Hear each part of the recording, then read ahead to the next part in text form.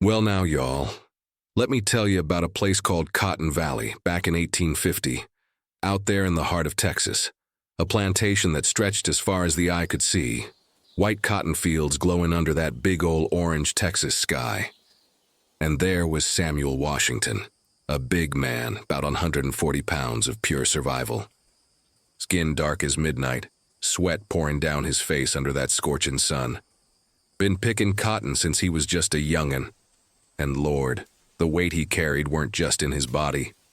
Now, the man who owned that plantation, Colonel Thaddeus Hawthorne, he was something else. 52 years of cruelty aged into his face. Gray hair, thick mustache, sitting high on his horse like he owned the very air folks breathed. And maybe, he thought he did. The colonel, he'd point at Samuel and laugh. Laugh like it was the funniest thing in the world. And them overseers? They'd laugh right along with him. Samuel'd just bow his head, taking it like he'd taken everything else. But inside that man had more dignity than the whole lot of 'em put together. Look at his face, y'all. Look real close. Sweat running down, tears he wouldn't let fall. But them eyes, they ain't broken. You could see scars on his neck and stories written in pain. But the sun hitting his face, that was hope, still burning. Now, up in that big house, there was Eleanor Rose Hawthorne, 22 years old, the colonel's only daughter, pretty thing with brown hair pulled back tight, wearing one of them fancy Victorian dresses. But behind them eyes, there was a prison she couldn't escape. Samuel, he had this secret, see? At twilight, when the work was done, he'd sneak off to the creek, and he'd pull out this beaten-up book of poetry he'd found in the trash. Walt Whitman. Man had taught himself to read, and them words, they was freedom. There he'd sit under that old tree by the water, reading them poems like they was scripture. The golden light filtering through the leaves touching his face, and for just a moment, Samuel Washington was free. And Eleanor? She'd walk them fields at sunset, dress flowing in the breeze, trying to breathe, trying to find something real in all that emptiness. The sky burning orange over the creek, and neither of 'em knew their whole world was about to change. That evening, Eleanor walked up on Samuel by that tree, saw him with that book, and Lord, you should have seen his face, pure terror, trying to hide it quick. He knew what happened to slaves caught reading. But Eleanor, she just looked curious. She reached out her hand, gentle-like, asking to see. Samuel's hands was shaking, y'all, shaking like leaves in a storm. But he handed it over. And right there, something passed between 'em. Something that couldn't be undone. Eleanor held that book like it was made of gold, her fingers touching them yellow pages, and her eyes, they lit up. Walt Whitman, she whispered. Same poet she loved. Right then, they both knew. This wasn't no accident, so they sat there, side by side under that tree, keeping a respectful distance like society demanded. But they was talking. Really talking. And that orange sky behind 'em, it was painting the picture of something impossible starting to bloom. Samuel told her how he learned to read. She could see it in her mind. Little Samuel, maybe 10 years old, in the corner of that big kitchen. An old governess with white hair teaching him his letters, risking everything to give him that gift. Back in the present, Samuel was smiling, shy but real, telling Eleanor his story. And she was listening like every word was precious, looking at him not like property, but like a man, like a human being. First time in his life. When it got dark, Eleanor hurried back to that big house, but she kept looking back at the creek, curiosity burning in her chest, stars starting to show in the sky. She knew. She just knew. She'd be back. Next night? Sure enough, there she came, sneaking through them dark fields with another book in her hands. Moonlight showing her the way, her heart pounding. But she couldn't stay away. And Samuel? He was waiting under that same tree, stood up when he saw her coming. Couldn't believe she'd come back. Both of 'em smiling, shy, cautious, but smiling. And right there, y'all, something beautiful was being born. Over the next few weeks, they met every evening, Talking, reading together, sometimes just sitting in silence. You could see the friendship growing, see it in the way the sun moved across the sky day after day. Time was passing, and so was their hearts. Eleanor'd bring food hidden in a basket. Samuel'd refuse at first. Pride, but she'd insist, gentle as a summer breeze, and slowly he'd accept. Not just the food, but the kindness, the humanity. Then one day, Samuel showed her his back. Them scars from the whip. Lord have mercy. Eleanor covered her mouth, tears filling her eyes. She'd known slavery was cruel, but seeing the proof carved into a man's flesh, that changed her. Samuel told her about his dream, going north where black folks could be free. His eyes shining with hope under them stars. And Eleanor? She was listening like he was describing heaven itself. Maybe he was. Then Eleanor confessed something. Told him she felt like a prisoner too. Tears running down her face. And Samuel, he offered her his handkerchief, improvised from an old piece of cloth. Two prisoners, sharing their pain. First month in, they created this code, see? Colored rocks by the creek, each color meaning something different. When it was safe to meet, when to stay away. Planning their secret encounters like spies in a war. Samuel taught her about plants, which ones could heal, which ones could hurt. Showing her leaves and roots, Eleanor soaking it all in. Their connection was growing beyond books now, deeper than words. Late one night, Eleanor snuck into her daddy's office, hands shaking as she opened that safe, stealing coins one at a time, hiding them in a little pouch. She was planning something dangerous, something necessary. Second month. They was sitting closer now, shoulders almost touching. Sharing looks that lasted a bit too long. That tension in the air between them. Y'all know what I'm talking about. Something was changing. Then came that rainy night, third month into their meetings. Thunder rolling across the Texas sky, lightning cracking. They was huddled under that tree. Rain pouring all around them. And Samuel, he started crying. Told her about his mama, how she was sold when he was just 12 years old. Ripped away from him. Never saw her again. The pain in his face, y'all. It was ancient. Deep as the ocean. And Eleanor? Her heart was breaking. She reached out. Slow and gentle. Wiped that tear from his dark cheek with her pale fingers. And when their skin touched, time stopped. The whole world held its breath. Their eyes locked. Really locked. Faces moving closer, inch by inch. Rain falling all around, but they couldn't hear it no more. The world was disappearing, leaving just the two of them. And they kissed. Right there under that tree, lightning flashing behind them. They kissed. Two people who weren't supposed to even look at each other, finding love in the middle of hell. After that kiss, they pressed their foreheads together, eyes closed, smiling through tears. Rain slowing down around them. Pure happiness, maybe the purest either of them had ever known. Days after that, their meetings got more intimate.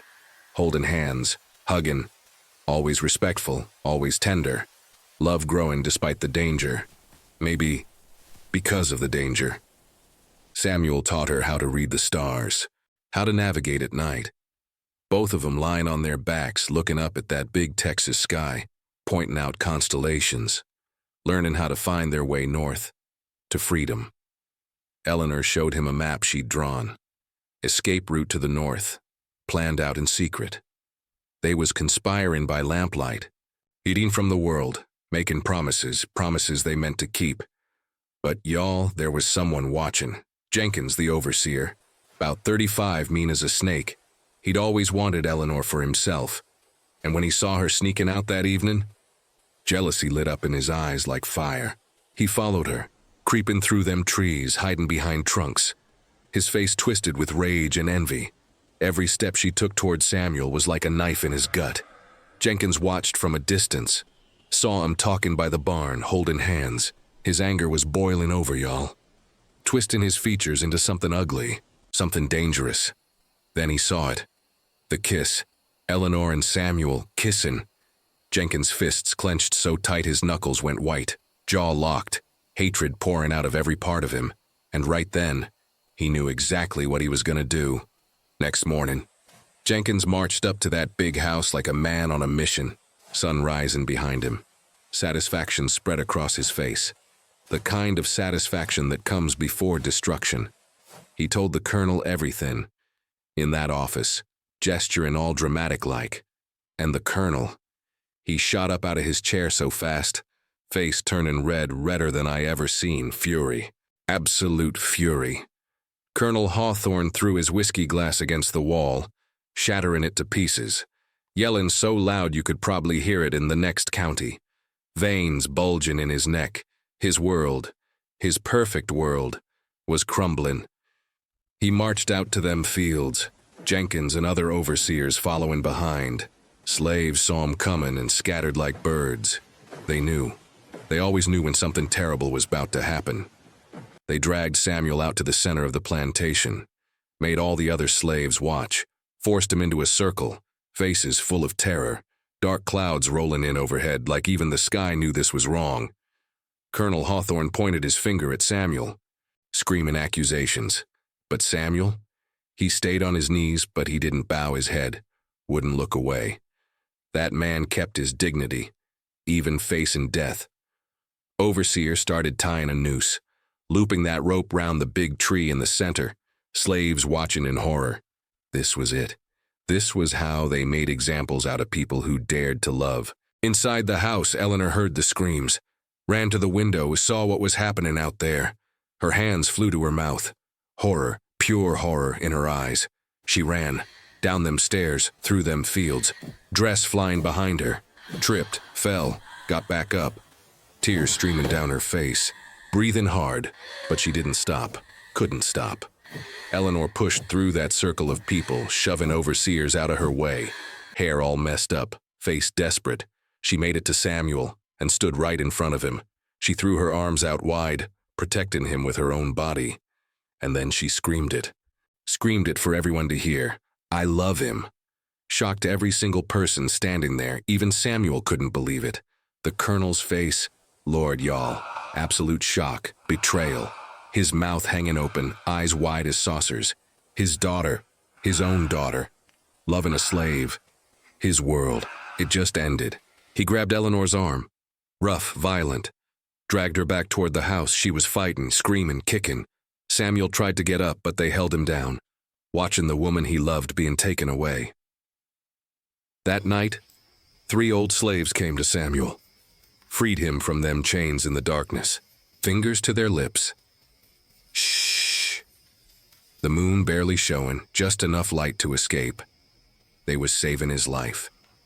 Samuel ran through that dark forest, looking back every few seconds, branches scraping his face, drawing blood, his breath coming out in cold clouds, running for his life, running toward hope. He hid in a barrel on a wagon, traveled hidden for days down that dusty Texas road, sunlight coming through the cracks, every bump, every sound, wondering if he'd been caught. Finally made it to Austin. Bigger city, wooden buildings, people everywhere. Samuel watched careful, cautious but hopeful. This was step 1. This was survival. Met a blacksmith, old white man about 60 with white beard growing wild. Abolitionist. Offered Samuel his hand and a job. That forge burning hot behind him. A lifeline when he needed it most. Samuel worked that iron, hammering on the anvil, sweat pouring down. His muscles moving, getting stronger. Earning honest work for the first time in his life. Building himself up for what came next. 4 months passed. You could see it in the way the sun and moon moved across the sky. Samuel working, saving every coin by candlelight, planning, always planning. Time was passing, but he never forgot. He'd stand at that window, looking toward the horizon, thinking about Eleanor, his hand pressed against the glass, stars shining above, the longing in his eyes. Y'all, it was powerful. Finally, he had enough money. Went to a trader, bought 2 horses, examined them careful, handed over every cent he'd saved, and he smiled, determined. He was going back for her. The blacksmith gave him forged papers, documents saying Eleanor was free, explaining the details in whispers. It was dangerous, but it was hope, and sometimes hope's all you got. Back at the plantation, Eleanor was locked in her room. 4 months of suffering showed on her face. She was thinner, dark circles under her eyes, staring out that window with empty eyes. But she hadn't given up. Her daddy tried marrying her off to Jenkins, paraded him in front of her, but Eleanor, she turned her face away in disgust, refused. No matter what her father did, she wouldn't betray Samuel. She stopped eating. The servant women worried, bringing trays she wouldn't touch. Her body was wasting away, but her hope, that stayed strong. She carved his name into the windowsill with a nail. Samuel, tears falling as she worked. Her fingers bleeding a little, but his name, it was there forever. Proof that love existed.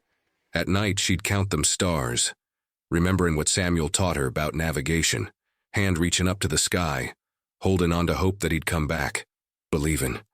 When belief was all she had, she'd remember them good times, flashing back to when they was together under that tree, laughing, happy, then back to the present, alone and sad. The contrast, it was painful. In Austin, Samuel was packing, food, water, clothes, putting everything in saddlebags methodically. The determination in his eyes was burning bright now. He was ready. He studied that map to Cotton Valley, traced the route with his finger, face serious, focused, planning every detail. This had to work, had to. At sunset, Samuel left Austin, mounted up, leading that second horse. Moon starting to rise on the horizon. His rescue mission, it was beginning. And nothing was gonna stop him. He rode through the Texas night, that full moon lighting his path through the trees, determination in every movement, landscape flying by, mile after mile, getting closer. Reached Cotton Valley, hid them horses in the forest nearby. He knew this land, every tree, every path, preparing himself mentally for what he had to do. Midnight. Samuel crept toward that big house, shadows covering him, his heart pounding so hard you could see it in his breathing. Maximum tension, y'all. This was it. He picked up some pebbles from the ground, hands shaking. Not from fear, but from emotion. 4 months he'd waited for this moment. 4 months. First pebble hit Eleanor's window. Soft tap in the silence of night. Then another. Delicate sounds, breaking through her prison. Eleanor woke up confused, sat up slowly, ran to that window, threw it open. And there he was. Samuel, down below. Her hand flew to her mouth, couldn't scream, couldn't make a sound. Just tears, tears of joy. She climbed down that side trellis, careful but fast. Samuel waiting below with his arms out, ready to catch her. Moon watching it all, witness to impossible love. She jumped the last few feet, and he caught her. They held each other tight, that crying without making a sound. 4 months of missing, hurtin', hoping, all exploding in that one moment.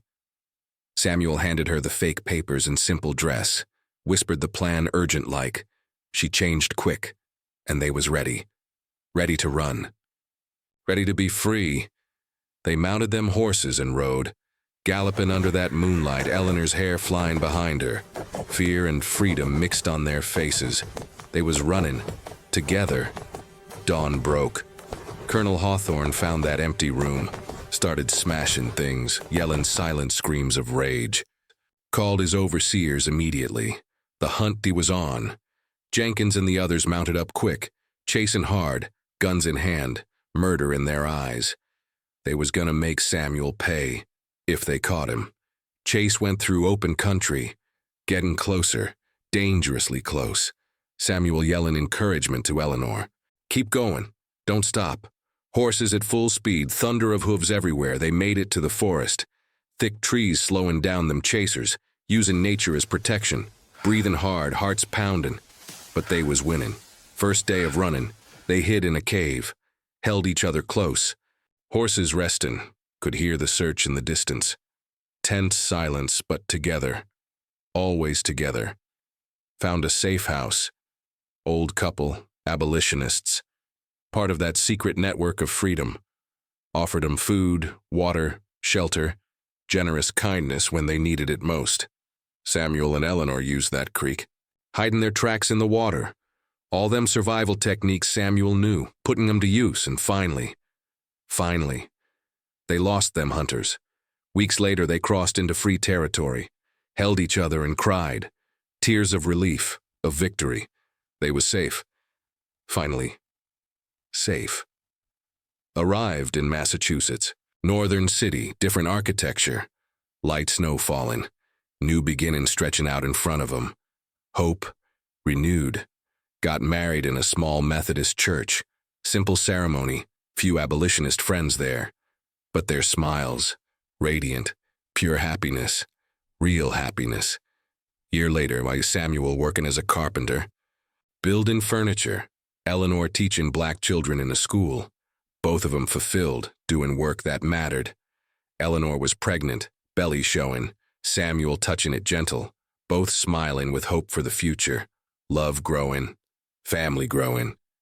Baby Thomas was born, brown-skinned baby in Eleanor's arms. Samuel watching, overcome with emotion. Their family finally complete and free. 2 years on, Samuel healthier, leaner from honest work. Small house but warm, Thomas playing. Happy family scene, united and strong. Samuel sat in that rocking chair on the porch, 3-year-old Thomas in his lap, reading from that same beat-up Walt Whitman book, the one that started everything. Circle complete. And Eleanor? She watched from the kitchen window. Her husband, her son, golden evening light bathing everything, smile of complete happiness and peace on her face. They was free, y'all. Finally.